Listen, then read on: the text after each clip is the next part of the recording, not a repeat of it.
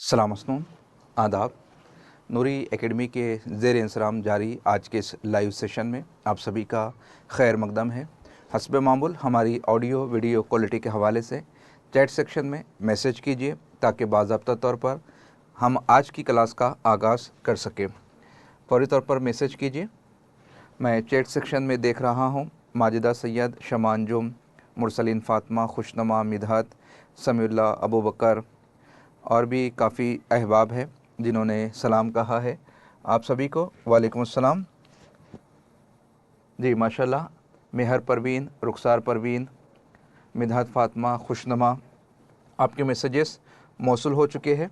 आइए अब बग़ैर किसी ताख़ीर के हम आज के सेशन का आगाज़ करते हैं।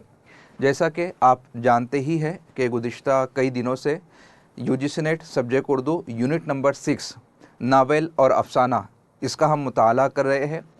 आज हमारा ये 8वां लेक्चर है यूनिट नंबर 6 में, जिसमें हम अफ़साने के हवाले से अफ़साना, अफ़साने की तारीफ़, अफ़साना के अज़ाय तरकीबी, अफ़साने का आगाज़ और अफ़साने का इर्तिका, जब से अफ़साना शुरू हुआ है और आज तक के अफ़साने की तारीख़ को, उसके आगाज़ इर्तिका को इजमाली तौर पर हम यहाँ पर देखने की और समझने की कोशिश करेंगे इंशाअल्लाह तबारक ताला। हमारी वेबसाइट है, आप इस पर विज़िट कर सकते हैं।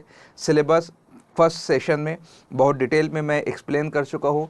आज हम अफ़साने का फ़न और आगाज़ इर्तिका पढ़ रहे हैं। उसके बाद फिर मुंशी प्रेमचंद, सआदत हसन मंटो, कृष्णचंद, राजेंद्र सिंह बेदी, इस्मत चुगताई, ख्वाजा अहमद अब्बास, कुर्रतुल ऐन हैदर, सोहेल अज़ीमाबादी, जिलानी बानो, सुरेंद्र प्रकाश, गयास अहमद गद्दी और इकबाल मजीद, इनकी हयात और शख्सियात का हम मुताला करेंगे। बहुत सारों के हवाले से इजमाली जायज़ा आज के सेशन में मैं आपकी खिदमत में पेश करने वाला हूं इंशाअल्लाह तबारक ताला। ये सेशन बहुत हेल्पफुल रहेगा यूजी के हवाले से, पीजी के हवाले से, रिसर्च प्रपोज़ल बनाने के हवाले से, रिसर्च टॉपिक के सिलेक्शन के मुतालिक और बिलखुसूस हमारे कॉम्पिटिटिव एग्ज़ाम के हवाले से। तो अफ़साने का फ़न और उसका आगाज़ और इर्तिका। अफ़साना समझना है तो कहानी को समझना होगा, और कहानी और हमारी जो तारीख़ है वो बहुत कदीम है, बहुत पुरानी है। अफ़साने में जो कहानी पेश की जाती है वो बहुत ही ज़्यादा अहम है। कहानी की क्या तारीख़ है वो यहाँ पर मौजूद है, और इससे पहले के कई सेशन में कहानी पर मैं बात कर चुका हूँ। बस यूँ समझ लीजिए कि हमारी तारीख़ जितनी पुरानी है, कहानियों की तारीख़ भी उतनी ही पुरानी है। जब से हज़रत इंसान ने ज़मीन पर कदम रखा है, कहानी का आगाज़ हो चुका है। यही वजह है कि जो आसमानी सहाइफ़ है, जो मजहबी किताबें हैं, उसमें भी हमें कसस वाक़ियात का ज़िक्र देखने को मिलता है। और जब हम अफ़साने को समझते हैं तो अफ़साने में भी एक अहम जुज़्व है जिसे कहानी कहा जाता है। अब मुख्तलिफ़ असनाफ़ है, जैसे ड्रामा, दास्तान, नावल, अफ़साना। यहाँ पर समझने वाली बात यह है, इस पॉइंट को आप समझ लीजिएगा। यहाँ पर सबसे कदीम जो सिन्फ़ है वो ड्रामा है, उसके बाद दास्तान, फिर नावल और फिर आखिर में आता है अफ़साना। ये गैर अफ़सानवी अदब की बात हो रही, जबकि अफ़सानवी अदब में अगर हम ये अफ़सानवी अदब की बात हो रही है। गैर अफ़सानवी अदब में हम जब देखेंगे तो फिर उसमें इंशाइया का ज़िक्र आता है। उर्दू अदब में सबसे कम उम्र सिन्फ़ सुख़न इंशाइया है। लेकिन जब अफ़सानवी अदब की बात करते हैं तो सबसे कदीम ड्रामा है। ड्रामे के बाद बारी आती है दास्तान की, दास्तान के बाद नावल के, और फिर नावल के बाद जो है अफ़साना, वो मारिज़ वजूद में आया। फिर उसके बाद में एक तवील बहस है, नावलेट है, अफ़सानचा है, और फिर यके बाद दिगरे जो है मुख्तलिफ़ असनाफ़ के ऊपर मुहक्किकीन ने गुफ्तगू की है। यके बाद दिगरे उसको भी हम समझने की कोशिश करेंगे। फिल वक्त अफ़साने के हवाले से हम तफसीली मालूमात यहाँ पर लेने की कोशिश कर रहे हैं। एक अहम नुक्ता, इसको भी आप जहन में बैठा लीजिए कि अफ़साना और नावल ये मगरबी अदब से उर्दू अदब में आया है, मशरिक़ी अदब में आया है। लेकिन जब हम ड्रामे की बात करते हैं तो हिंदुस्तान की पैदावार है। जिस वक्त ड्रामा आपको पढ़ा रहा था उस वक्त मैंने आपको बताया था, देवी देवताओं के सामने जो स्वांग रचाना होता है वो ड्रामे की इब्तिदाई शक्ल थी। फिर किस तरीके से रहास खेला जाता है, रामलीला है, यके बाद दिगरे हमने उन तमाम तर तारीख़ी अहवाल व कवायफ़ को देखा था। राधा कन्हैया का जिक्र वहाँ पर आया था, आफ्ताब मोहब्बत का तज़किरा हुआ था, वाजिद अली शाह की सरगर्मियों को हमने जानने की कोशिश की थी। तो यहाँ पर सरेदस्त आप इतना समझ लीजिए, क्योंकि वो सेशन हमारा हो चुका है, अफ़साना और नावल ये मगरिब से आया है। जैसे अभी हमने गुज़िश्ता चंद दिन पहले जब नावल पर हमने बात की तो ये देखा था कि मशरिकी नावल और मगरिबी नावल दोनों में तकरीबन 100 सालों का फ़र्क देखने को मिलता है। बावजूद इसके हमारे मशरिकी नावल निगारों ने इतनी मेहनत की है कि हम मगरिब की सफ़ में अपने नावलों को जगह दे सकते हैं। तो नावल और अफसाना ये मगरिबी देन है और ड्रामा जो है वो हिंदुस्तान की पैदावार है। अब मगरिबी नक्कादों ने अफसाने को 19वीं सदी की इजाद बताया है, लेकिन उर्दू अदब में अफसाने का आगाज़ 19वीं सदी के आखिर में। 19वीं सदी यहाँ पर 19वीं सदी से मुराद क्या है? 19वीं सदी से मुराद 1801 के बाद से लेकर ये 1900 का जो पीरियड है ये 19वीं सदी है। अब 19वीं सदी की ईजाद बताया है मगरिबी नक्कादों ने अफसाने को, लेकिन जब हम उर्दू अदब में देखते हैं तो 19वीं सदी के आखिर और 20वीं सदी की इब्तिदा। 20वीं सदी कब से कब तक है? 1901 से लेकर सन 2000 तक। अभी हमारी जो सदी चल रही है वो 21वीं सदी है, यानी कि 2001 से आगे 2100 तक की जो सदी है ये 21वीं सदी कहलाती है। तो यहाँ पर भी फासला हमको देखने को मिलता है। अब एक राइटर है Edgar Allan Poe. Edgar Allan Poe की किताब है the reader's companion to world literature. इसमें अफसाने की तारीफ़ जो बताते हैं वो तारीफ़ क्या बताई है? तारीफ़ एडगर एलन पो ये बताते हैं कि ऐसी मुख्तसर सी तहरीर जो एक नशिस्त में पढ़ी जा सके, लेकिन बहुत सारे अफसाने आपको ऐसे भी नज़र आ जाएंगे जो बहुत तवील होते हैं। यही वजह है कि कल के सेशन में नावल और नावलेट पर जब मैं फ़र्क आपको बता रहा था तो वहाँ पर मुख्तसर अफसाना और तवील अफसाने के हवाले से भी मैंने कुछ बात करने की कोशिश की थी। बहरहाल अफसाने की तारीफ़ यही है कि ऐसी बयानिया नस्र जो इतनी मुख्तसर हो कि एक नशिस्त में पढ़ी जा सके, जिससे कारी को मुतासिर करने के लिए लिखा गया हो। और इसमें सबसे अहम है वहदत तासुर। वहदत तासुर को होना ये बहुत ज़्यादा ज़रूरी है। ठीक है, तो वहदत तासुर का होना अफसाने के लिए बहुत ज़्यादा ज़रूरी है। वहदत तासुर ही अफसाने को बेहतर बनाता है। आपको याद होगा जब इससे पहले भी मैं अज्जाए तरकीबी को समझा रहा था तो वहाँ पर एक किचन की एग्ज़ाम्पल देकर मैंने आपके सामने बात रखने की कोशिश की थी। जैसे अगर हम घर में कोई रेसिपी बनाते हैं, फॉर एग्ज़ाम्पल अगर मैं पुलाव घर में बना रहा हूँ तो क्या उसके लिए इंग्रेडिएंट्स चाहिए, क्या अज्जा चाहिए, ये पुलाव के अज्जाए तरकीबी क्या होने चाहिए? तो आपके पास गोश्त होना चाहिए, आपके पास चावल मौजूद रहना चाहिए, आपके पास पुलाव के जो मसाले हैं वो मौजूद रहना चाहिए। आप गोश्त को जो है बॉईल करेंगे और तमाम तर मसालों को कुकर में या बर्तन में चढ़ाकर उसको बघारेंगे। उसके बाद के अंदर उसमें गोश्त को आप मिला देंगे, चावल को मिला देंगे, उसको स्टर कर देंगे, शेक करेंगे, कुछ देर के लिए दम के लिए छोड़ देंगे। अब ये जो रेसिपी बनकर तैयार हुई है इसको हमारे यहाँ पर पुलाव कहा जाता है। अब इसी को अगर आप इसके इंग्रेडिएंट्स में मामूली सा फ़र्क आप पैदा कर देंगे, जैसे गोश्त तो आपके पास मौजूद है, मसाले भी आपके पास मौजूद है, आपके पास राइस भी मौजूद है, चावल भी मौजूद है, लेकिन आप क्या करेंगे, राइस को जो है स्टीम में कर देंगे और गोश्त को बॉयल करने के बाद लेयर की शक्ल में कर देंगे। पहले आप जो है वो मसालों की लेयर लगा देंगे, फिर राइस की लेयर है, फिर सालन है, गोश्त है, इस तरीके से लेयर्स का आप इस्तेमाल करेंगे तो अब वो बन जाती है बिरयानी। इसी को आप मिक्स कर देंगे तो हाफ बिरयानी बन जाती है। अभी आपने जो है वो मटन में बनाया है, चिकन में बनाया है, उसके एतबार से डिश का नाम हो जाता है। चिकन बिरयानी कह सकते हैं, मटन बिरयानी कह सकते हैं, दोनों को आप निकाल दीजिए, कबाब को उसके अंदर शामिल कर दीजिए, वो कबाब बिरयानी बन जाती है। बताने का मतलब ये है कि ये तमाम तर चीज़ें जो इंग्रेडिएंट्स है वो सेम रहते हैं, बरतने का तरीका अगर वो तब्दील हो जाता है तो रेसिपी का नाम, डिश का नाम तब्दील हो जाता है। बिल्कुल इसी तरीके से ड्रामा हो, दास्तान हो, नावल हो या फिर अफसाना हो, अज्जाए तरकीबी नियर अबाउट सेम आपको मिलेंगे। कहानी आपको सब जगह पर चाहिए, मुकालमे आपको चाहिए, उसके बाद में जो है किरदार आपके रहने चाहिए, लेकिन अगर उसके अंदर आप दो वस्फ को ऐड कर देते, दो जुज़्व को बढ़ा देते हैं, जैसे मुहय्यरुल अकुल वाक़ियात और मा फ़ौकुल फितरत अनासिर, ये दो चीज़ आपने जैसे ही बढ़ा दी वो दास्तान को रूप इख्तियार कर जाएंगी, क्योंकि कहानी तो है, लेकिन अब वहाँ पर जो टेक्निक इस्तेमाल होंगी, जो टेक्निक का यूज़ किया जाएगा, वो किस्सा दर किस्सा टेक्निक रहेंगी। तो कहानी है, किरदार है, मुकालमे है, मुहजरुल अकुल वाक़ियात है, मा फ़ौकुल फ़ितरत अनासिर है। तो अब यहाँ पर जो है वो दास्तान को रूप इख्तियार कर जाती है। इसी चीज़ को आप मुहजरुल अकुल वाक़ियात को निकाल दीजिए, मा फ़ौकुल फ़ितरत अनासिर को रिमूव कर दीजिए और वहाँ पर ऐड कर दीजिए शाख्त इंसान की ज़िंदगी का रास्त असर, वो आप तासुर को वहाँ पर ऐड कर दीजिए, जुज़ों को वहाँ पर ऐड कर दीजिए और उसकी तवालत को मुख्तसर कर दीजिए, वो नावल की शक्ल इख्तियार कर जाएगा। अब यहाँ पर आप जो है वहदत तासुर को ऐड कर दीजिए, वो अफसाने की शक्ल इख्तियार कर जाएगा। कुछ सिन्फ ऐसी होती है जो करके बताई जाती है, कुछ सिन्फ ऐसी होती है जो बयानिया होती है, जैसे ड्रामा वो करके बताने का फ़न है, जबकि अफसाना पढ़ के बताने का फ़न है। तो इस तरीके से इन तमाम तर चीज़ों को अगर आप समझने की कोशिश करेंगे एग्ज़ाम्पल के ज़रिए से, तो मैं यकीन के साथ कह सकता हूँ कि ज़िंदगी भर भी अज़ाए तरकीबी में आपको कभी भी शक व शुबा नहीं होगा। और इम्तिहान में अज़ाए तरकीबी पर हर साल सवाल पूछे जाते हैं, इसलिए आपको इन तमाम तर चीज़ों का इल्म होना बहुत ज़्यादा ज़रूरी है। तो ये हमने जो कुछ भी बुनियादी बातें इस वक्त समझने की कोशिश की है, वो अफ़साने की तारीफ़ हमने देखी है। अब यहाँ पर अफ़साने की तारीफ़ को मुख्तलिफ़ अफराद ने अलग अलग पैमाने से बताया है। कुल मिलाकर वही है जो मैंने अभी आपको समझाने की कोशिश की है। आगे बढ़ते हैं। अब अफसाने के अज़ाए तरकीबी, अफसाने के अज़ाए तरकीबी क्या है? प्लॉट। इसी प्लॉट को आप कहानी कह लीजिए। अब प्लॉट है, कहानी है, तो अशख़ास मौजूद रहेंगे, उसे आप किरदार कह लीजिए। किरदार है, गूंगे बहरे तो नहीं हो सकते, तो फिर मुकालमा उसके लिए ज़रूरी हो जाते हैं।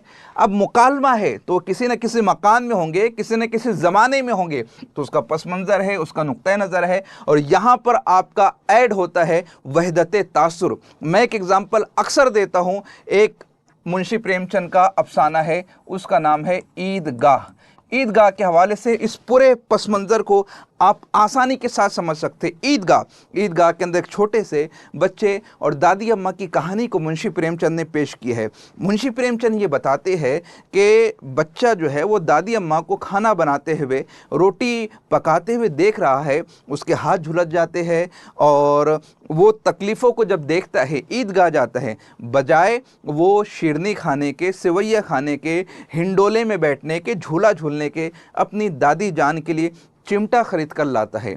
अब यहाँ पर मुंशी प्रेमचंद ने कारी को वहदत तासुर के ज़रिए से अपना पैगाम पहुँचाने की ज़बरदस्त कोशिश की है। ये मुंशी प्रेमचंद का फ़न है, ये उनकी टेक्निक है। अब यहाँ पर देखो बहुत सारे सवालात पैदा होते हैं, लेकिन वहदत तासुर का जिस तरीके से इस्तेमाल मुंशी प्रेमचंद ने किया है, वो बला का इस्तेमाल किया है। अगर पोता है मतलब उसके वालिद साहब भी होंगे, वालिद साहब है मतलब लड़के की अम्मी जान भी होंगी, यानी कि बूढ़ी जो ज़ईफ़ा है उसके बेटे भी मौजूद है, उसका बेटा भी मौजूद है, बहू भी मौजूद है। अगर बहू मौजूद है तो दादी जान को रोटी पकाने की क्या ज़रूरत है।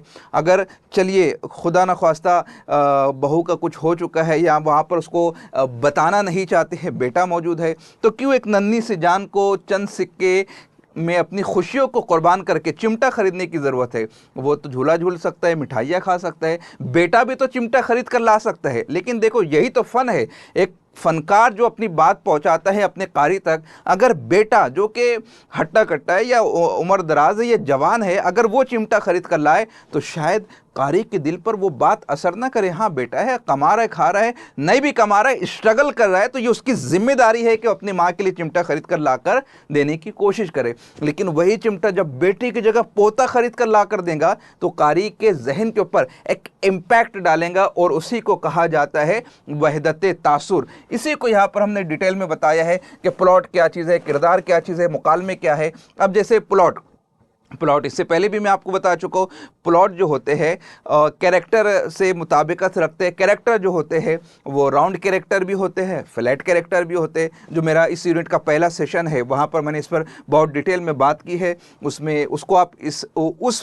लेक्चर को याद करके आप इन तमाम तर चीज़ों को समझ सकते हैं। प्लॉट, किरदार, मुकालमे, पस मंज़र, नुक्ते नज़र और वहदत तासुर, इस तरीके से ये अफसाने के अज्जाए तरकीबी है। मज़ीद डिटेल में अगर अफसानों पर आप पढ़ना चाहते हैं तो मैं कुछ किताबों के नाम आपको सजेस्ट करता हूं। नया अफसाना दास्तान से अफसाने तक, ये 2 किताबें हैं वक़ार अज़ीम साहब की। इसमें से ये जितनी भी फ़हरिस्त है कोई भी एक मिल जाए पढ़ लीजिएगा। वैसे ये एक सेशन आपकी मालूमात के लिए यूजीसी नेट क्लियर करने के लिए काफ़ी है। मुख्तसर तारीख़ अदब उर्दू डॉक्टर सैयद एजाज़ हुसैन की है। उर्दू अदब की तारीख़ अज़ीमुल हक़ जुनैदी साहब की है। दास्तान, नावल और अफसाना दुर्दाना कासमी की है। उर्दू नस्र का तनकीदी मुताला, ये तो आपने पढ़ा ही होगा यूजी पीजी में। डॉक्टर सुंबुल निगार मशहूर राइटर है, हर कोई पढ़ता है। नुकुश ज़रूर पढ़िएगा। नुकुश के लिए अफसाना नंबर और शख्सियात नंबर नुकुश का ज़रूर पढ़िए। ज़बरदस्त मालूमात उसके अंदर फराहम करने की कोशिश की गई है। तो मज़ीद तफसीलात के लिए आप इन किताबों का मुताला कर सकते हैं। अब आइए जो हमारा असल टॉपिक है, अफसाने का आगाज़ और इर्तिका। अब अफसाने का आगाज़ और इर्तिका, मगरिब में अफसाना 19वीं सदी के आखिर में वजूद में आ रहा है और हमारे यहाँ पर 19वीं सदी के इख्तिताम पर 20वीं जो सदी थी वो अफसाने के लिए बाग व बहार की सदी कहलाती है। अब किस तरीके से आगाज़ हुआ, कौन कौन से अफसाना निगार हैं जिन्होंने इसमें तबाह आज़माई की, पहला अफसाना निगार किसे कहा जाता है, इर्तिका कैसे अमल में आया और उरूज किस तरीके से इसको हासिल हुआ है, इसको हम यहाँ पर समझने की कोशिश करते हैं। अब अफसाने का आगाज़ मुंशी प्रेमचंद और सज्जाद हैदर यलदरम के ज़रिए से हुआ। हर सिन्फ की तरह अफसाने की सिन्फ में भी ये बहस पाई जाती है कि पहला अफसाना निगार कौन है। पहला अफसाना निगार मुंशी प्रेमचंद को तस्लीम किया जाता है। मुंशी प्रेमचंद का जो सबसे अनमोल रतन अफसाना है उसको माना जाता है, लेकिन मुहक्किकीन ने यहाँ पर जो अपनी राय पेश की है, नक्कादों ने जो अपनी राय पेश की है, वो ये कहते हैं कि सर सैयद अहमद ख़ान पहले अफसाना निगार है और उनका जो मजमून है गुज़रा हुआ ज़माना, वो पहला अफसाना है जो 1870 में यानी कि 19वीं सदी के आखिरी रुबा आखिर के करीब में तहरीर किया गया है। और जबकि एहतशाम हुसैन ने मुंशी प्रेमचंद को माना है, जबकि फरमान फतेहपुरी, डॉक्टर फरमान फतेहपुरी, इनका काम जो है मसनवियों के हवाले से ज़बरदस्त काम किया है। डॉक्टर फरमान फतेहपुरी की किताब मसनवियों पर जो है उसका मुताला आप कर सकते हैं। फरमान फतेहपुरी का कहना है सज्जाद हैदर यलदरम नशा की पहली तरंग जो कि 1900 में आया था, इसको उन्होंने बताया है। अब देखिए मुंशी प्रेमचंद का जो अफसाना है दुनिया का सबसे अनमोल रतन, वो 1907 में आया है। यही वजह है कि इनको पहला अफसाना निगार माना गया है, क्योंकि अव्वलियत का सेहरा टाइम पीरियड के अकॉर्डिंग सचता है। पहले ये माना जाता था कि वली दखनी उर्दू अदब के पहले साहब दीवान शायर हैं, लेकिन जब बाद में कुल्लियात कुली कुतुब शाह को मुदव्विन किया गया, उनका जब दीवान तलाश किया गया या दीवान मिलता है, तो वली दखनी के सर पर जो अवलियत का सेहरा सजाया गया था वो मुंतकिल कर दिया जाता है कुली कुतुब शाह के सर पर। कुली कुतुब शाह इस वक्त उर्दू अदब के पहले साहब दीवान शायर है जिन्होंने 17 तखल्लुस का इस्तेमाल किया है, जिन्हें 12 प्यारियों का इमाम भी कहा जाता है। यहाँ पर क्यों वो सेहरा सजाया गया? क्योंकि वली दखनी से पहले उनका ज़माना था। अब दुनिया का पहला अनमोल रतन 1907 में लिखा जा रहा है, जबकि गुजरा हुआ ज़माना 1870 में लिखा गया और सज्जाद हैदर यलदरम का नशा की पहली तरंग 1900 में लिखा गया। लेकिन यहाँ पर मुहक्किकीन ने, नाकिदीन ने ये फ़ैसला सादिर किया है कि यहाँ पर अफसाने के इब्तिदाई नुकूश और अनासिर हमको देखने को मिलते हैं और पहले अफसाना निगार के तौर पर मुंशी प्रेमचंद का नाम आता है। बहरहाल यहाँ पर भी इख्तिलाफ पाया जाता है, उसी चीज़ को मैं आपके सामने पेश करना चाहता हूँ। सोज़े वतन मुंशी प्रेमचंद की तबाज़ात कहानियों का पहला मजमुआ है, जिसे अंग्रेज़ों ने जो है ज़ब्त कर लिया था और बागियाना ख़यालात फैलाने के जुर्मों में जिसको ज़ब्त किया गया था। उसके बाद से ही मुंशी प्रेमचंद ने अपने नाम को तब्दील किया था। अब मुंशी प्रेमचंद के हवाले से 2 रोज़ पहले बहुत तफसील के साथ हम एक सेशन ले चुके हैं। बस चंद निकात आप देख लीजिए ताकि आगाज़ इर्तिका किस तरीके से हो रहा है वो हमारे समझ में आ जाए। 31 जुलाई सन 1880 को बनारस के मौज़ा लम्ही में आपकी विलादत होती है। नाम था आपका धनपत राय, लिखा करते थे नवाब राय के नाम से। सोज़े वतन ज़ब्त कर लिया गया तो फिर बाद में उन्होंने मुंशी प्रेमचंद या प्रेमचंद का नाम इख्तियार किया। 11 अफसानवी मजमुए उनके शाये हो चुके 1907 से, जो कि पहला अफसाना भी हमने देखा 1907 से बाज़ाब्ता तौर पर मुंशी प्रेमचंद की अफसाना निगारी का आगाज़ होता है। दुनिया का सबसे अनमोल रतन यह आपका पहला अफसाना है 1936 तक, क्योंकि 1936 में मुंशी प्रेमचंद का इंतकाल हो गया था। ये वही साल है जब आपने तरक्की पसंद तहरीक के जलसे में पहले जलसे में सदारत का फ़रीज़ा अंजाम दिया था और ये कहा था अब हमें वो अदब चाहिए जो हमें जगाए ना कि सुलाए। अब हमें अदब का म्यार तब्दील करना होगा, बदलना होगा। उसी जगह पर उसी साल में मुंशी प्रेमचंद का इंतकाल होता है। करीब करीब 200 कहानियाँ मुंशी प्रेमचंद तहरीर करते हैं। 11 अफसानवी मजमूए उनके अब तक के मंजर आम पर आ चुके थे इंतकाल तक। फिर बहुत सारे नावल भी थे। नावल की फहरिस्त हम इससे पहले नावल के बाब में पढ़ चुके हैं। उनका पहला अफसानवी मजमुआ था सोज़े वतन, नवाब राय के नाम से लिखा गया था, जब्त कर लिया गया, नुस्खे जला दिए गए और उसके बाद में फिर प्रेमचंद के नाम से लिखना उन्होंने शुरू किया था। अगर अफसानवी मजमुए के नाम देखा जाए तो प्रेम पचीसी, प्रेम बत्तीसी, प्रेम चालीसी, फिरदौस ख़याल, खाक परवाना, ख्वाब व ख़याल, आखिरी तोहफ़ा, ज़ादिरा, दूध की कीमत, वारदात। अब इन अफसानवी मजमुओं में शामिल जो अफसाने हैं उनको याद रखने के लिए मैंने एक डेडिकेटेड वीडियो बनाई है, हाउ टू मेक नोट्स। उसको आप देख लीजिएगा, या जब ये यूनिट मुकम्मल होंगी उस वक्त मैं आपको वो तमाम तर तरकीबें बता दूंगा कि किस तरीके से एक एक जुमले के ज़रिए से, जैसे वारदात में शामिल जो अफसाने हैं उनको आप किस तरीके से तरतीबवार याद रखेंगे। एक जुमला याद कर लीजिए, आपको वारदात में शामिल तमाम अफसानों के नाम आज खुद याद हो जाएंगे। जब यूनिट कंप्लीट होंगी उस वक्त हम देखेंगे। तो यह आगाज़ इर्तिका हम देख रहे हैं मुंशी प्रेमचंद के ज़रिए से आगाज़ होता है। सोज़े वतन लिखा जाता है। इसके अलावा ज़ेवरात का डिब्बा, ईमान का फ़ैसला, वफ़ा की देवी उनके काबिल ज़िक्र अफसाने हैं। गांधीई फ़लसफ़े से आप मुतासिर थे। इस फ़लसफ़े को सामने रखकर मुंशी प्रेमचंद ने जो अफसाने लिखे हैं उसमें अफू, दिल की रानी, नमक का दारोगा ज़बरदस्त अफसाना है।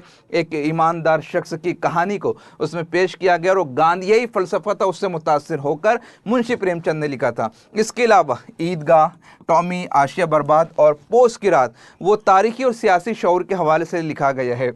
पोस की रात में किसान की ज़िंदगी को बताया गया है।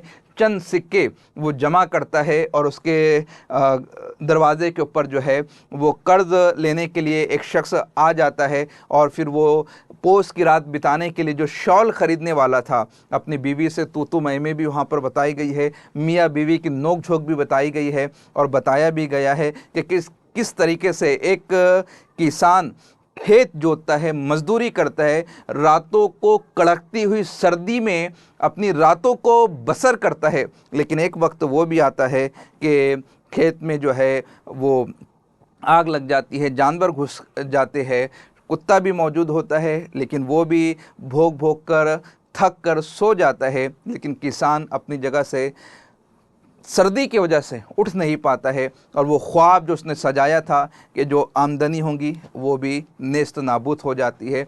पोस की रात यकीनन आपने पढ़ा होगा। उसके बाद बेगर्ज मोहसिन वगैरह में उन्होंने जो है आला कहानियों को, आला किरदारों को पेश करने की कोशिश की है। मुंशी प्रेमचंद का सबसे बड़ा कारनामा ये है कि मुंशी प्रेमचंद ने देहात में रहने वाले एक किसान की ज़िंदगी को अपनी कहानियों का महवर और मरकज़ बनाया है। उनकी कहानियों का, उनके अफसानों का, उनके नावलों का मरकज़ी किरदार कोई बादशाह, वज़ीरज़ादा, शाहज़ादा या शाहज़ादी नहीं है। उनकी कहानियों का मरकज़ी किरदार कभी हौरी है, कभी धनिया है, कभी जो है वो ईदगाह का छोटा सा बच्चा है हामिद है, या फिर पोस की रात का एक किसान है। इस तरीके से उन्होंने अपने इर्द गिर्द रहने वाले अफराद को अपनी कहानियों का महवर व मरकज़ बनाया है। तो ये मुंशी प्रेमचंद के हवाले से कुछ बुनियादी बातें थी जिसके ज़रिए से अफसाने का आगाज़ होता है। उसके बाद में सज्जाद हैदर यल्दरम एक बहुत बड़ा नाम है। अभी 2 दिन पहले ही हमने कुर्रतुल ऐन हैदर साहबा का मुताला किए, सज्जाद हैदर यल्दरम,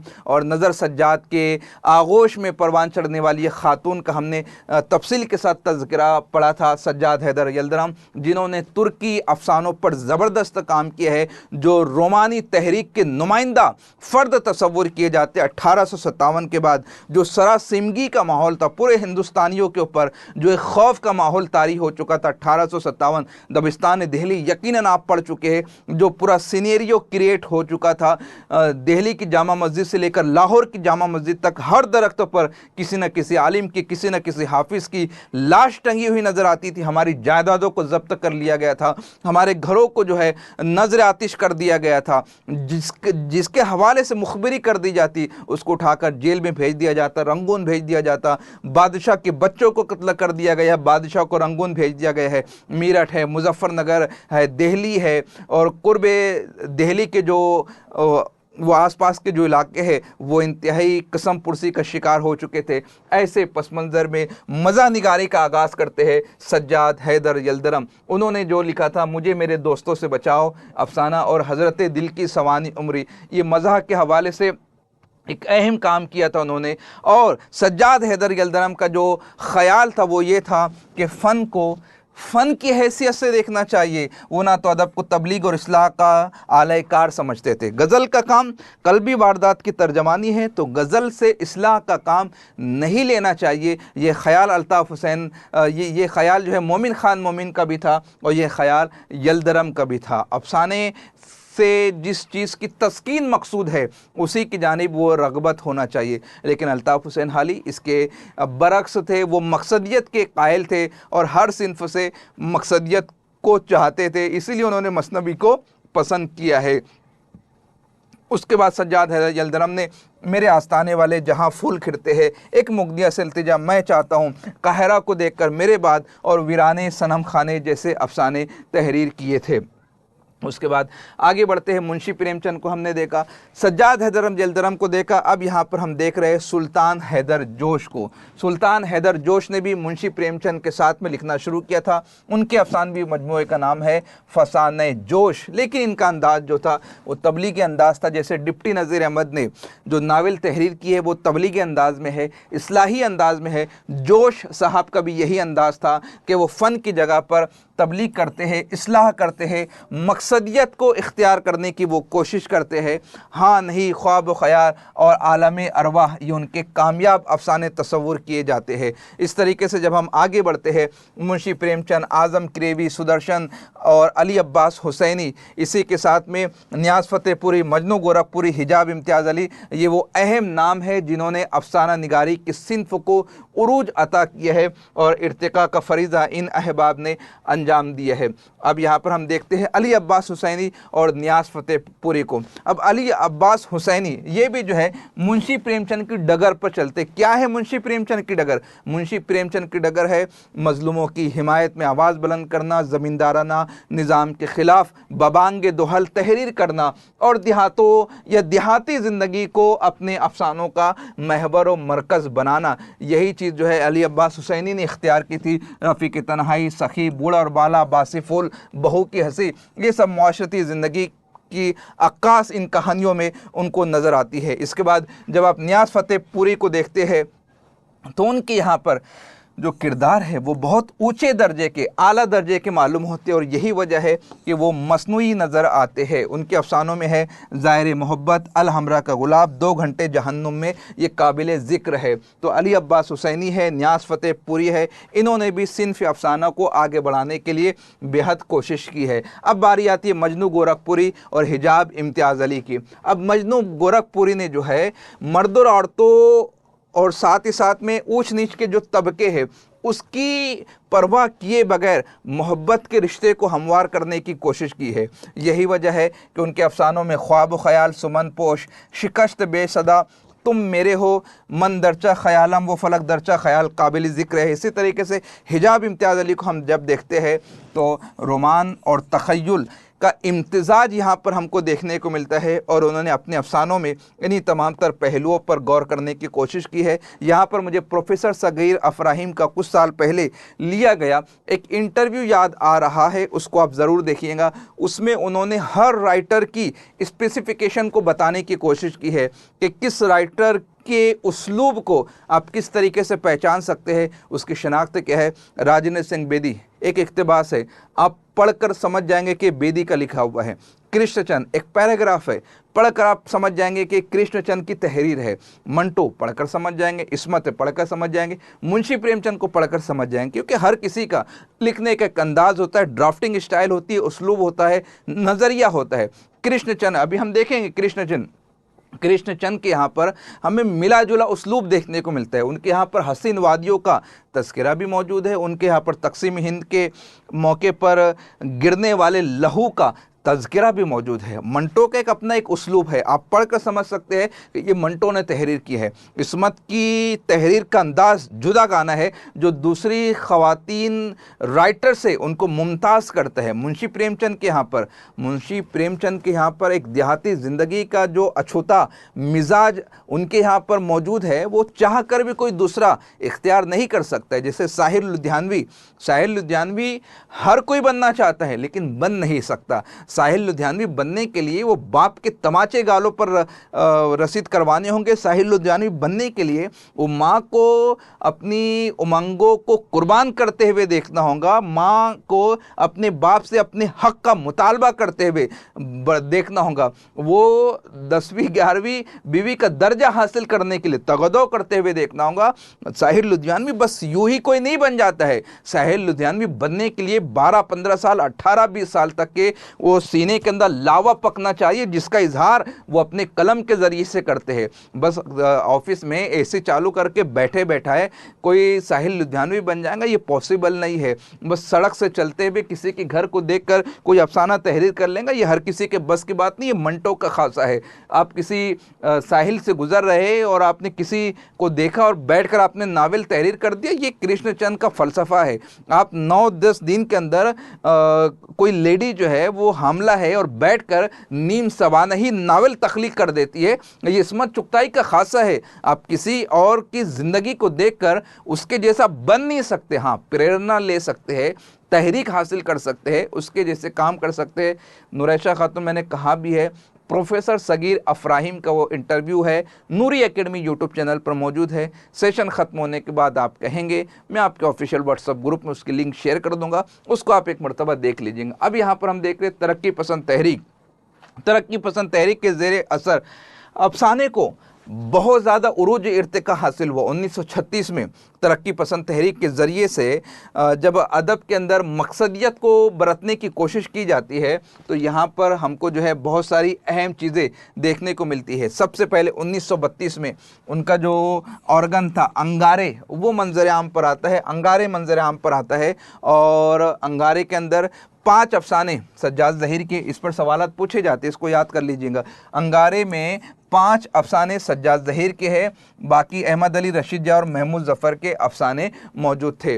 अब रशीद जहाँ, आपको याद होगा इस्मत को जब पढ़ा रहा था रशीद जहाँ का नाम उस वक्त आया था। अब ये जो अफसाने थे ये कम्युनिटी के लिए जो है झुंझलाहट का सबब हो रहे थे। यही वजह है कि इन तमाम तरह अफसानों के ऊपर पाबंदी आयद कर दी जाती है। वैसे अफसाने अंगारे जो अफसानवी मजमुआ है वो मौजूद है, आप उनका मुताला पढ़ कर सकते हैं।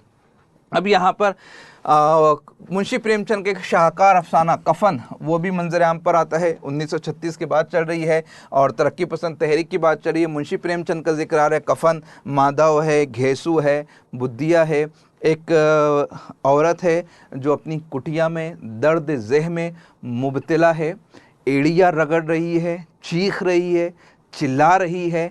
बाप बेटा बाहर मौजूद है, किसी के खेत से चुराया हुआ जो आलू है वो लेकर आए हैं, आग में भूनकर उसको खा रहे हैं।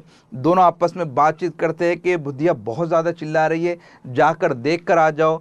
बेटा बाप से कहता है, बाप कहता है बहू है, कम से कम अपने कर्ब को दूर करने के लिए वो जो एड़िया रगड़ रही है, जब मुझे यानी कि ससुर को सामने देखेंगी तो शायद वो एड़िया भी रगड़ नहीं पाएंगी, चीख भी नहीं पाएंगी और ये उसके लिए तकलीफ़ का सबब बनेगा।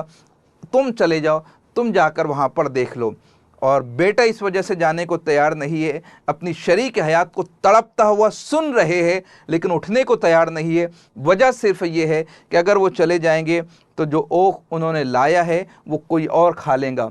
अपनी पेट की आग को बुझाने के लिए किसी की ज़िंदगी को आग में तड़पता हुआ, झुलसता हुआ, कर्ब में मुब्तला होता हुआ वो इंसान देख रहा है। सुबह के वक्त में जब जाते हैं पूरे घर में ब्लड ही ब्लड है, बुद्धिया मर चुकी है, पेट में मौजूद बच्चा वो भी दम तोड़ चुका है। खा पी के जब नींद से बेदार होते हैं, अब इनको एक चीज़ की फ़िक्र सताती है, वो है कफन। कफन के लिए अलग अलग लोगों के घरों पर जाते हैं, चंदे को जमा करते हैं। ज़माने का मकरूह चेहरा यहाँ पर बताया जाता है कि अब जो चंदा किसी को दिया जा रहा है वो उसमें खुलूस नहीं है, वो दुनिया को ये बताना चाहते हैं कि फ़ला ज़मींदार ने चंदा दिया है।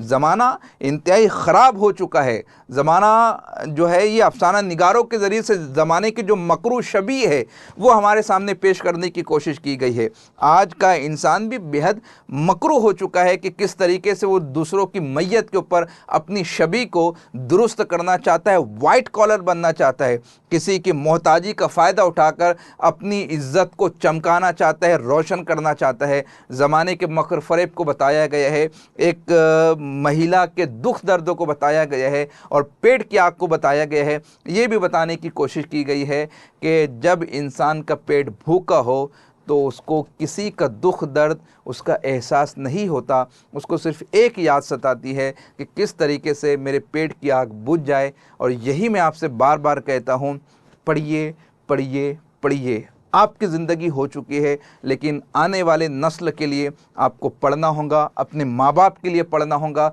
अपनी आने वाली जनरेशन के लिए पढ़ना होगा। हमारे बच्चों के दस्तरख़्वान के ऊपर 2 वक्त की रोटी इज़्ज़त और एहतराम के साथ मौजूद रहे, उसके हवाले से आपको पढ़ना होगा। जब ज़माना पढ़ रहा होता है, आप सो रहे होते हैं, गैर ज़रूरी कामों में मशगूल हो रहे होते हैं, शादी ब्याह में, सैर व तफरीह में, सोशल मीडिया पर मौजूद रहते हैं, आपको ये सोचना होगा जब आप सो रहे हैं ऐसे हज़ारों बच्चे हैं जो आपको शिकस्त देने के लिए जाग रहे हैं। अगर आपको JRF का अवार्ड लेटर चाहिए तो उनसे ज़्यादा आपको जागना होगा, उनसे ज़्यादा आपको पढ़ना होगा, उनसे ज़्यादा आपको मेहनत करना होगी। वरना याद रखो, यही किसी ने कहा था कि सपेरों ने सांपों को पकड़कर कैद कर लिया कि अब इंसान के होते हुए सांपों की ज़रूरत नहीं है। इंसान के होते हुए सांपों की ज़रूरत नहीं। आज का इंसान को डसने के लिए काफ़ी है। आज का इंसान बहुत जहरीला हो चुका है और इस पर हम जो है बहुत तफसील के साथ बात कर चुके हैं। मैं अफसाना पढ़ाते वक्त बस इस सिनेरियो में चला गया। हमको पढ़ना है, हमको इंसानियत का एहसास करना है और इंसानियत के तकाज़े को मलहूज़ रखते हुए एक दूसरे की मदद करनी है। तो ये कफ़न जो है वो हमको देखने को मिलता है। और तरक्की पसंद तहरीक को, ये छोटी मोटी तहरीक नहीं थी। तरक्की पसंद तहरीक को जो तायद हासिल थी, प्रेमचंद, टैगोर, बाबा उर्दू, मौलवी अब्दुल हक, जवाहरलाल नेहरू, सरोजनी नायडू, आचार्य नरेंद्र देव, जय प्रकाश नारायण, इसमें आलिम भी है, अदीब भी है, सियासतदान भी है। इस तरीके से चंद सालों के अंदर ही ये तहरीक जो है पूरे हिंदुस्तान के ऊपर गालिब आ जाती है। और यहाँ पर हम जब आगे बढ़ते हैं तो इस तहरीक से वाबस्ता बहुत सारे अफसाना निगार हमको नज़र आ जाएंगे। बिलखुसूस अगर फ़िक्शन के जो 4 पिलर कहे जाते हैं उनमें नाम है कृष्णचंद पहला पिलर, सादत हसन मंटो दूसरा, उसके बाद में इस्मा चुगताई तीसरा और राजेंद्र सिंह बेदी चौथा। ये 4th पिलर है फ़िक्शन के। अभी सरेदस्त यहाँ पर कुछ इजमाली तासुर हम इनका पढ़ने की कोशिश करेंगे।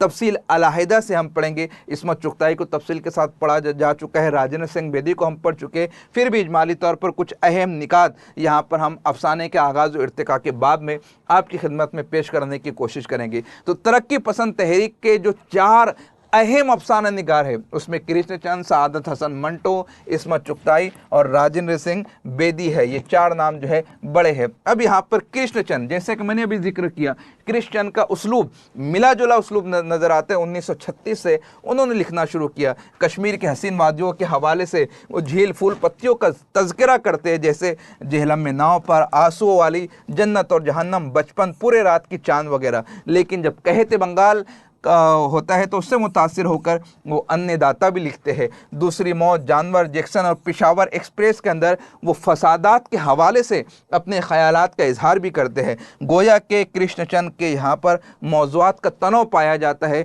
200 से ज़ायद अफसाने उन्होंने तहरीर किए हैं। ये उनके अफसानवी मजमू के नाम है। तिलस्म ख़याल उनका पहला अफसानवी मजमुआ है। नज़ारे हवाई किले, घूंघट में गोरी जले, टूटे हुए तारे, ज़िंदगी के मोड़ पर, नगमे की मौत, पुराने खुदा, अन्नदाता, 3 गुंडे, हम वहशी हैं, अजंता से आगे, एक गिरजे खंदक, समंदर दूर है, शिकस्त के बाद नए गुलाम, मैं इंतज़ार करूँगी, मज़ाहिया अफसाने, 1 रुपया, 1 फूल, यूकलिप्टस की डाली, हाइड्रोजन बम के बाद, किताब का कफन, दिल किसी का दोस्त नहीं, मुस्कुराने वालियाँ, कृष्णचंद के अफसाने, सपनों का कैदी, मिस नैनीताल, 10वां पुल। ये देखकर आपको थोड़ी सी घबराहट भी हो रही है, सर कितना पढ़े कितना पढ़े कितना पढ़े, लेकिन आपका टाइटल क्या है? आपका टाइटल है अफसाने का आगाज और इर्तिका। इर्तिका इसी तरीके से अमल में आ रहा है कि भैया ये कोई छोटे मोटे राइटर नहीं है। मुंशी प्रेमचंद 200 कहानियां लिख चुके हैं, कृष्णचंद 200 अफसाने तहरीर कर चुके हैं। तो इसी तरीके से तो ये सिंध जो है आगे बढ़ती है। 2-2, 5-5 कोई लिखने वाला नहीं है, एक एक अफसान भी मजमूए में 15, 17, 20, 22 अफसानों को कलमबंद किया गया है। अब ये जो फहरिस्त है कृष्णचंद के मारूफ अफसानों की फहरिस्त है, एक मरतबा आप इनको देखेंगे तो आसानी के साथ इंशाअल्लाह ताला समझ जाएंगे। उसके बाद ज़बरदस्त पर्सनालिटी है। 4th पिलर के अंदर दूसरा पिलर जो है सआदत हसन मंटो। 11 मई 1912 को विलादत होती है, 18 जनवरी 1955 को कम उम्री में मंटो का इंतकाल हो जाता है। अब आगे बढ़ते हैं। सआदत हसन मंटो रूसी कहानियों का तर्जमा आपने पहले किया, अफसाने लिखना शुरू किए। मंटो की एक ख़ास चीज़ ज़माने की बदसूरत तस्वीरों को, करी हकीकतों को, औरत और मर्द के ताल्लुकात को उन्होंने अपने अफसानों का महवर और मरकज़ बनाया है। एक बाप है, तक़सीम हिंद का वाक़िया है। बाप आता है, उसकी बेटी खो गई है, गुम गई है। वो कुछ नौजवानों से कहता है मेरी बेटी को तलाश कर दो। नौजवानों के दिलों में जज्बा है, मुझे मदद करना चाहिए। निढाल बाप जिसके कांधे झुक चुके हैं, बेटी को तलाश कर करके हिम्मत हार चुके हैं, उसके दिल में अलग अलग वसवसे पैदा हो रहे हैं। वो किसी राक्षस की भेंट चढ़ गई या उसका भी गला घोट दिया गया, रेत दिया गया। नौजवान निकलते हैं, अलग अलग मकाम पर निकलते हैं और निकलने के बाद नौजवानों को देखते, बाप को खबर मिलती है कि एक लड़की, कमेंट सेक्शन में नाम बताएंगे उस लड़की का। वो लड़की एक दवाखाने में, क्लिनिक में बड़ी बुरी हालत में बाप पहुंचता है। डॉक्टर आते हैं उसको देखने के लिए, खून में लथपथ है, कपड़े फट चुके हैं, मेंटल कंडीशन डिस्टर्ब हो चुकी है। घर में रोशनी, रूम में रोशनी नहीं, हवा नहीं आ रही है। डॉक्टर एक जुमला कहता है, खोल दो। लड़की की नफ्सियाती ज़िंदगी पर जो असर उन नौजवानों की वजह से मुरतब हुआ है, वो मतलब कलेजा मुंह को आता है, बता नहीं सकता हूं मैं इस तरीके से। वो नौजवान जो उस बच्ची को तलाश करने के लिए गए, तो दरिंदा सिफत, वो वहशियाना जो हरकत करते हैं, मतलब अंदाजा लगाइए आप इंसान किस कदर वहशी हो चुका है। इंसान को दरिंदा कहना भी जो है वो दरिंदों की इंसल्ट होंगी। एक बच्ची इस कदर ट्रॉमा का शिकार हो जाती है कि खोल दो का मतलब सिर्फ एक समझती है। उसकी नफ्सियाती कंडीशन का आप अंदाजा लगाइए। वो ऐशर सिंह को आप देख लीजिए, जो बच्चे की मोहब्बत में अपने पूरे सीने को छलनी कर देती है। उस बुशर सिंह की कहानी को आप याद कीजिए,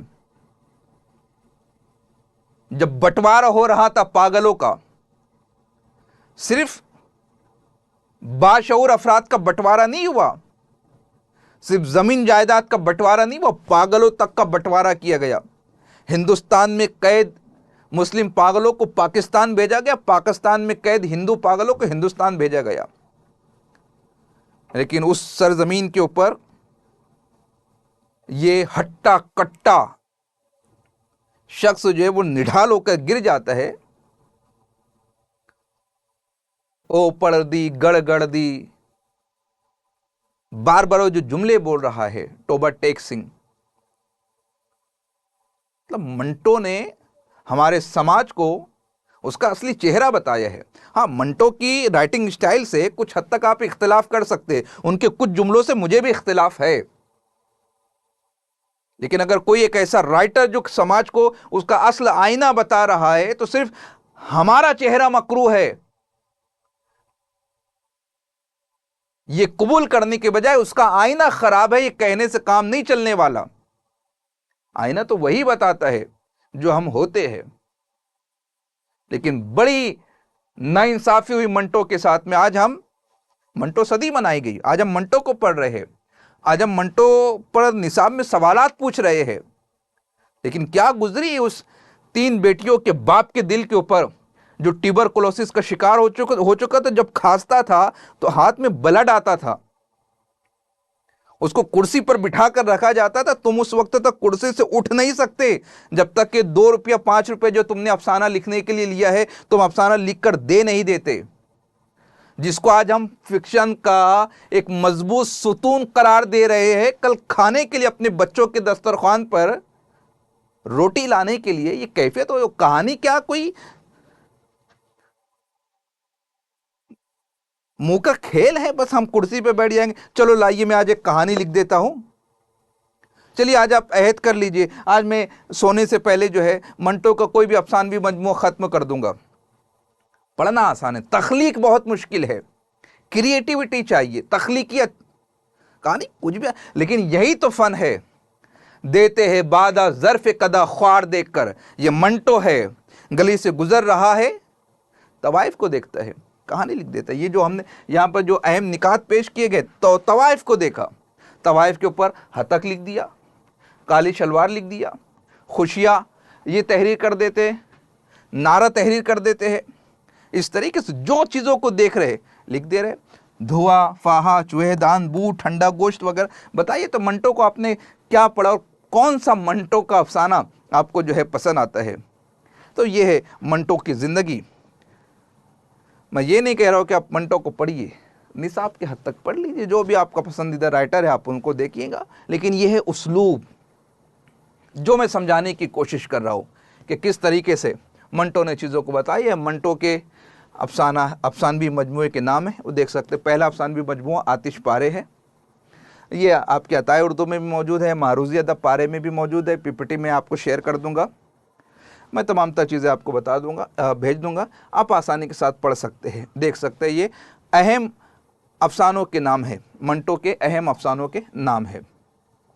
अगले पिलर की तरफ बढ़ते हैं। कृष्णचंद को हमने देखा, मंटो का भी हमने पढ़ा। अब अगले पिलर जो है वो है राजेंद्र सिंह बेदी। परसों के दिन ही हमने तफसील के साथ राजेंद्र सिंह बेदी को पढ़ा है।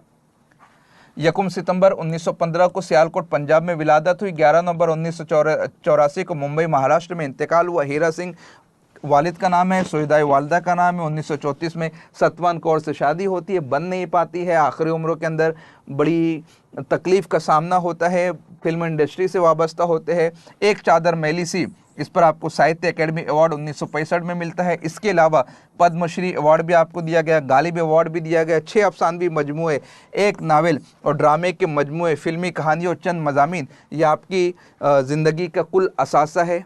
एक चादर मैली सी, रानो तलोका, पंजाब में एक रिवायत है, सर पर चादर उड़ा देना, शौहर बन जाता है। आसान है पढ़ाना, बोलना आसान है, पढ़ना आसान है।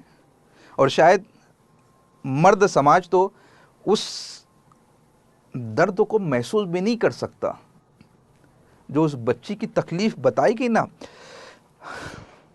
रोंगटे खड़े होते हैं। आसान है। वो जो कहानी पेश की गई है, देवर को अपने शौहर के मकाम का दर्जा देना, वो इतना आसान है, कलेजा मुंह को आता है। लेकिन बेदी ने उस कहानी को पेश किया है। पढ़िए, इसी से आपको उसलूब समझ में आएगा। अफसानों को सिर्फ यूजीसी नेट पास करने के लिए मत पढ़िए, ये हमारा उर्दू अदब का असासा है। उर्दू वो जुबान है जो झिझोड़ना जानती है, जिसके एक लफ्ज में एहसास पोशीदा है। जब आप लफ्ज़ शर्मिंदा, लफ्ज़ हया आप बोल रहे हो तो आपको हया का एहसास होना चाहिए। जब आप लफ्ज़ ममता बोल रहे हो तो माँ का तस्वुर आपके जहन में आना चाहिए। आसान नहीं है हमको ये महसूस करना जो यहाँ पर बताया जा रहा है, लेकिन एहसास करना पड़ेगा। अक्सर मैं एक शेर पेश करता हूँ, तलाक दे तो रहे हो गुरूर कहर के साथ, तलाक दे तो रहे हो गुरूर कहर के साथ, मेरा शबाब भी लौटा दो मेरे महर के साथ। कोई लौटा पाएगा? खामोश हो चुकी है शोराए किराम की दुनिया, नहीं बन पाए शेर का जवाब, है ही नहीं, क्या देंगे जवाब। तो ये जो एहसास है बहुत ज़रूरी है। ये आगे बढ़ते हैं वरना फिर बात इसके ऊपर रुक जाएंगे। अभी दिल्ली के अंदर 2 दिन पहले एक सेमिनार था, बड़ा सेमिनार था, और सेमिनार के अंदर हमारे एक बड़े अज़ीज़ दोस्त है, नहीं परवीन शाकिर का नहीं, नफीसा खातून, ये शेर परवीन शाकिर का नहीं, हमारे एक बड़े अज़ीज़ दोस्त है, वो गए थे, उन्होंने मुझे डिटेल भेजी है। वहाँ पर 8 और 9 मई को जो है गालिब इंस्टीट्यूट में यगाना चंगेज़ी के ऊपर एक सेमिनार हुआ। तो वहाँ पर हमारे दोस्त थे, उन्होंने भी मकाला पढ़ा, प्रोफेसर मोहसिन ज़ियाई वो मौजूद थे वहाँ पर। तो हमारी क्लास के कुछ स्टूडेंट्स उनसे मिले, बातचीत हुई कि यार हमारे दोस्त है, ये है, काफ़ी कुछ तारीफ़ की, लेकिन उन्होंने कहा यार सर को एक बात बोलना। बोले क्या? बोले सर ना पढ़ाते पढ़ाते बहुत दूर चले जाते हैं, सर को ना बोलना कि सिर्फ पॉइंट टू पॉइंट पढ़ा के जो है ना बात ख़त्म कर दी जाए। तो मोहसिन साहब ने, ज़ियाई साहब ने समझाने की कोशिश की कि नहीं, वो तरीका सही है, डीप जाना चाहिए। आज तो लोग डीप जाने से परहेज़ करते हैं। तो कहा कि टाइम का ये है वो है, तो इसलिए मैं बात को यार रोक रहा हूँ, डीप ना जाते हुए आगे बढ़ते हैं। राजेंद्र सिंह बेदी की कुछ डिटेल हम देख रहे थे। राजेंद्र सिंह बेदी के यहाँ जो है एक अहम नुक्ता आपको नज़र आता है, और उनके अफसानों में एक अहम पहलू नज़र आता है पढ़ने के लिए। ज़ैनुल आबदीन, ग्रहण, कोक जली, लाजवंती, गरम कोट, मन की मन में, 10 मिनट बारिश, अपने दुख मुझे दे दो, सिर्फ एक सिगरेट, ये जो मशहूर व मारूफ अफसाने जिसमें नफ्सियात का एक गहरा असर पाया जाता है, इनको आप यहाँ पर पढ़ सकते हैं, इनको आप यहाँ पर देख सकते हैं। आगे बढ़ते हैं। इस्मत चुगताई, चौथा पिलर। इस्मत चुगताई को भी हमने राजेंद्र सिंह बेदी के साथ ही अभी 2-3 दिन पहले पढ़ा था। नावल के बाब में भी इनका शुमार है और अफसाने के बाब में भी इनका जिक्र है, इसलिए मैं कह रहा हूँ कि अभी ये हमने पढ़ा था। इस्मत चुगताई, बदायूं में आपकी विलादत हुई 21 अगस्त 1915 को। 1991 मुंबई में आपको नजर आतिश किया गया। मिर्ज़ा कसीम बेग आपके वालिद थे, नुसरत खानम चुगताई आपकी वालदा थी।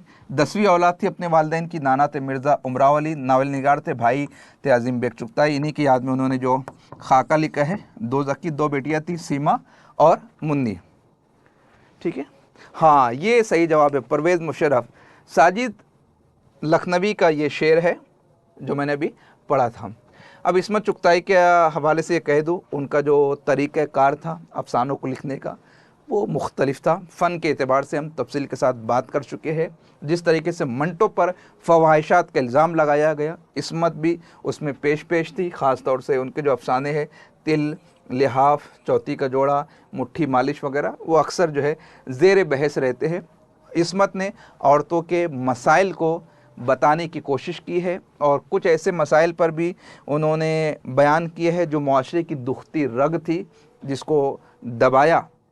यही कहा जाता है ना कि जब तक नाक नहीं दबाएंगे मुंह नहीं खुलेगा। तो इसी तरीके से इस्मत चुगताई ने जो है मुख्तलिफ पैराई के ऊपर बात करने की कोशिश की है। उसके अंदर डायन, सास, नेज़ा, जवानी और गेंदा जैसी कहानियाँ आपको देखने को मिलती है। फिर इन अफसाना निगारों के अलावा नहीं, जो 4th पिलर थे, हमारा टॉपिक क्या है, अफसाने का आगाज़ उड़ते का, ये तो हम पिलर को ज़िमनी तौर पर देख रहे, तफसीली हम देख चुके हैं या देखने वाले हैं। तो इनके अलावा सोहेल अज़ीम आबादी, अभी आप पढ़ेंगे आगे, सोहेल अज़ीम आबादी, हयातुल्लाह अंसारी, लहो के फूर, अलाव, उपेंद्र नाथ अशक, अख्तर हुसैन रायपुरी, अख्तर औरैनवी, अहमद नदीम कासमी, ख्वाजा अहमद अब्बास। ख्वाजा अहमद अब्बास के किसी एक अफसाने का नाम बताइए जो आपने यूजी या पीजी में पढ़ा है। उसके बाद मुमताज़ मुफ्ती, गुलाम अब्बास वगैरह, ये सब के सब जो है अहम अफसाना निगार है जो यहाँ पर, जिनके नाम यहाँ पर दिए, जिनके ज़रिए से अफसाने को जो है उरूज इर्तिका मिला। अब आज़ादी के बाद तरक्की पसंद तहरीक देख ली हमने 1936 से लेकर 1947 तक। अब आज़ादी के बाद जो है मौज़ूआत में तब्दीली आ जाती है। अब किसान की बात नहीं हो रही है, अब जुल्म व ज़्यादती की बात नहीं हो रही है, अब किसी ईदगाह के पस मंज़र में हामिद की बात नहीं हो रही, नमक के दारोगा पर बात नहीं, क्योंकि अंग्रेज़ जा चुके हैं। जाहिर सी बात है, जब ज़माना तब्दील होगा तो मौज़ूआत में भी तब्दीली आपको देखने को मिलेंगे। तो अब ऊँचे तबके की ज़िंदगी यहाँ पर पेश की जा रही है, यहाँ पर जो है हमारे ज़िंदगी के मसाइल वो हमको देखने को मिलते हैं। तो एक बड़ा नाम निकल कर आता है, वो है कुर्रतुल ऐन हैदर। कुर्रतुल ऐन हैदर का जो किरदार है वो छोटे मोटे किरदार नहीं है, उनके यहाँ पर ज़मींदार है, राजे रानिया है, प्रोफेसर है, इंजीनियर है, ओहदेदार अफराद है। यही वजह है कि उनके यहाँ पर जिला वतन housing society saint Flora of Georgia के एतराफ़ात, दिलरुबा फ़कीरों की पहाड़ी, ये गाजी तेरे पुरस्रार बंदे शीशे का घर वगैरह जो है, इस तरीके के अफसाने उनको देखने को मिलते हैं। फिर बारी आती है इंतज़ार हुसैन की, जो आज़ादी से पहले भी लिख रहे थे, आज़ादी के बाद भी लिख रहे हैं। उनके अफसाने मजमू आखिरी आदमी, फिर आखिरी आदमी, जर्द कुत्ता, टांगे, परछाई, हड्डियों को ढांचा, ये उनके मुमताज़ अफसाने हैं। इस तरीके से इर्तिका यहाँ पर अफसाने का आपको देखने को। वेरी गुड, एक लड़की, ज़बरदस्त। जो सवाल मैंने पूछा था ये उसका जवाब है। आगे बढ़ते हैं। आज़ादी के बाद जो अहम अफसाने निगार है उनमें नाम आता है इकबाल मतीन, जिलानी बानो। जिलानी बानो के एक नावल का नाम बताइए। जिलानी बानो, रामलाल, जोगेंद्र पाल, गयास अहमद गद्दी, इनके भाई को कल हमने पढ़ा था, इलियास अहमद गद्दी को। फायर एरिया, कोल माइन के ऊपर जिन्होंने लिखा है, काजी अब्दुल सत्तार, पीतल का घंटा, काजी अब्दुल सत्तार साहब जो है, रतन सिंह, इकबाल मजीद, अनवर अजीम, अभी शोयल, शरवन कुमार। और फिर यहाँ पर आपको और भी कुछ नाम देखने को मिलेंगे, जैसे कमर अहसन, शफक, नैयर मसूद, ताऊ से चमन की मैना, नैयर मसूद, अहमद यूसुफ, सलाम बिन रज़ाक, अनवर ख़ान, शौकत हयात, और भी काफ़ी सारे नाम हैं। और सैयद मोहम्मद अशरफ, जिनके ऊपर मैंने पीएचडी की डिग्री हासिल की है। तारिक छतारी, बड़ा नाम, ये सब काजी अब्दुल सत्तार के शागिर्दों में इनका शुमार होता है। तारिक छतारी है, पैगाम आफाकी है, प्रोफेसर सगीर अफ़राइम है, सैयद मोहम्मद अशरफ है, ये सगीर अफ़राइम है, ये सब देख सकते हैं। तो ये वो लोग हैं। हुसैनुल हक साहब है। तो ये इस तरीके से जो है एक भरा पूरा मजमा है जिन्होंने अफसाने को बाम उरूज तक पहुँचाया है। ये उसकी पूरी फहरिस्त है। अब आपके सवालात, मेरे जवाबात, और अगर आपने सवालात, ऐवान गज़ल, जी वेरी गुड, जिलानी बानो के हवाले से। अब जो आपके सवालात हैं आप पूछ लीजिए, मैं एक एक करके आपके सवालों के जवाब देने की इंशाअल्लाह तबारक ताला कोशिश करूँगा। ठीक है। टेस्ट सीरीज़ अगर आपने नहीं लगाई है तो उसमें भी आप एडमिशन ले सकते हैं। बहुत ज़्यादा फ़ीस नहीं है, 99 रुपये कुछ फ़ी रखी गई है। पेपर फर्स्ट के लिए डुअल लैंग्वेज में, हिंदी इंग्लिश दोनों में है। पेपर सेकंड के लिए भी है। 16,500 से ज़्यादा सवालात उसमें मौजूद है। रोज़ाना पेपर फर्स्ट पर एक एक टेस्ट अब यहाँ से हिंदी और इंग्लिश दोनों में अपलोड होने वाला है। उसके लिए मैं एक अलहदा से सेशन लूँगा। फिल वक्त अभी हम टॉपिक पर बात कर लेते हैं।